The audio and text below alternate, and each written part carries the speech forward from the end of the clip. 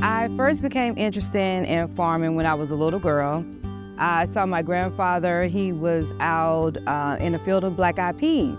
And so I'm looking at him, 7 years old with a little dress on. And I was like, can I come and help?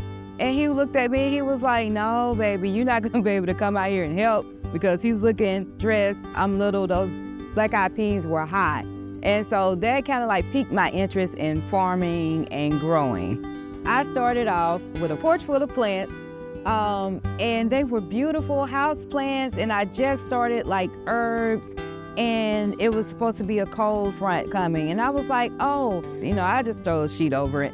And I got up the next morning, all my babies were dead, they were gone. I was heartbroken. And so not too long after that, at my son's school, Fall Hamilton, there was Nashville Food Project that came. I remember when I was like in elementary school, there was like a community garden that she was a part of, and after school we would go down there, and I would help her a little bit, but I never knew like her true intent with going down there, every day after school.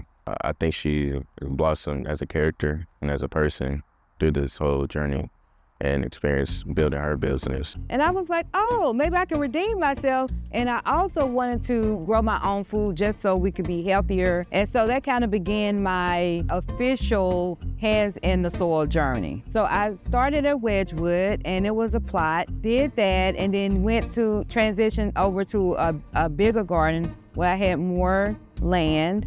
And then we came out here, which is Mill Ridge, and I expanded even more. And then I transitioned over to a farm in TSU. Last year was like the most that I grew and the most land that I had. Most people think that, okay, you want like 5 acres. No, I want 100 acres. Like I want land, but not just for myself. I want it for my generation, to come. I want Zysis Garden to not only be a place where you can, where food is grown and, is shared with the community. I also want it to be a healing place. Of course, I want to service the community, but I also want to continue to sell my produce, to be able to continue to take them to nonprofit organizations and expand.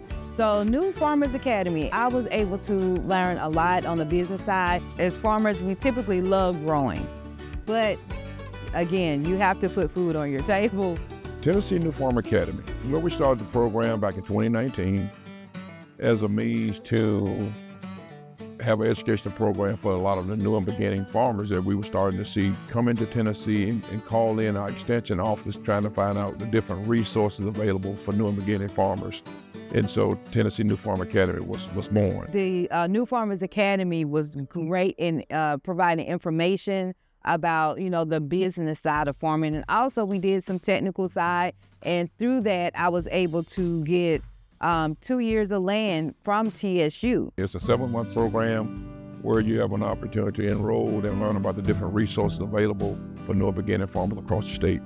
We bring in USDA agencies, we bring in state agencies, extension service, and we talk about topics as it relates to beekeeping, vegetable production, soils, equipment, irrigation, and just kind of the who's who of agriculture to introduce resources that's available, because there's a lot of resources available, but if you're not in the agriculture arena, you have no clue what's available. I became a licensed nursery in 2021. I had like plants on my back porch and a little setup in my house because I sell house plants as well.